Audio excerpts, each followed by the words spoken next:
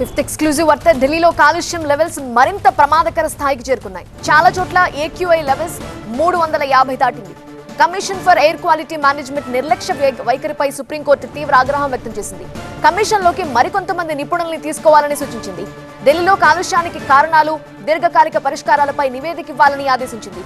రైతులపై తప్పు నెట్టేసి తప్పించుకోవటం మంచిది కాదని సుప్రీంకోర్టు వ్యాఖ్యానించింది. ఢిల్లీలో కాలుష్యాన్ని తగ్గించడానికి సుప్రీంకోర్టు కీలక సూచనలు చేసింది. ఎయిర్ ఎమర్జెన్సీలో భాగంగా అత్యవసర చర్యలు చేపట్టాలని కోరింది.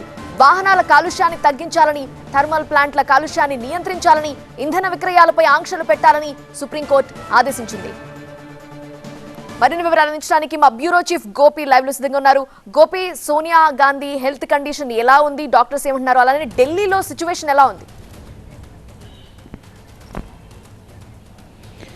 ఢిల్లీలో ప్రమాదకర స్థాయిలో వాయు కాలుష్యం కొనసాగుతోంది. ఈ కాలుష్య తీవ్రతతో ప్రజలు, ప్రముఖులు తీవ్ర ఇబ్బందులు పడుతున్నారు. కాంగ్రెస్ సీనియర్ నేత సోనియా గాంధీ అస్వస్థతతో నిన్న రాత్రి గంగారాం ఆసుపత్రిలో చికిత్స కోసం అడ్మిట్ అవ్వడం జరిగింది.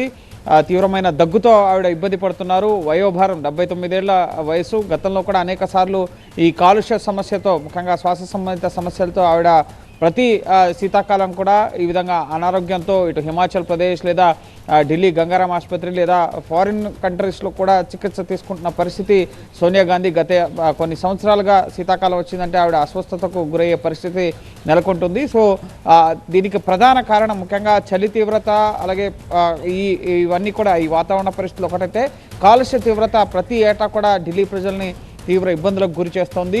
అందులో భాగంగా ఈరోజు ఈ కాలుష్య సమస్యకు సంబంధించి సుప్రీంకోర్టులో కూడా ప్రధాన న్యాయమూర్తి ధర్మాసనం ముందు విచారణ జరగగా air quality commission for management సరిగా చర్యలు తీసుకోవడం లేదు, నిర్లక్ష్యంగా వ్యవహరిస్తున్న అన్న అంశానికి సంబంధించి సుప్రీంకోర్టు సైతం ఆగ్రహం వ్యక్తం చేయడం జరిగింది. ముఖ్యంగా ఇంధన విక్రయాలపైన నిషేధం విధించడం సహా వాహన కాలుష్యాన్ని, పరిశ్రమల నుంచి వచ్చే కాలుష్యాన్ని నియంత్రించడానికి సరైన చర్యలు తీసుకోవాలని చెప్పి, అలాగే ఎటువంటి చర్యలు తీసుకుంటున్నారనేది కూడా సుప్రీంకోర్టుకు తెలియపరచాలి అని చెప్పి ఈరోజు సుప్రీంకోర్టు ఆదేశించడం జరిగింది.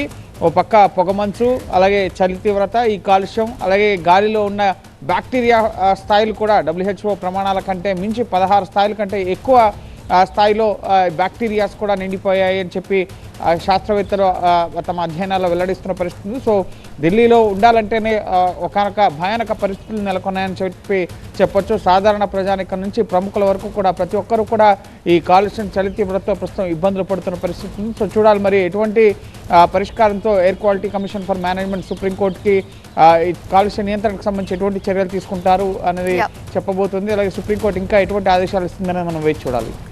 Right Gopi, thank you for joining.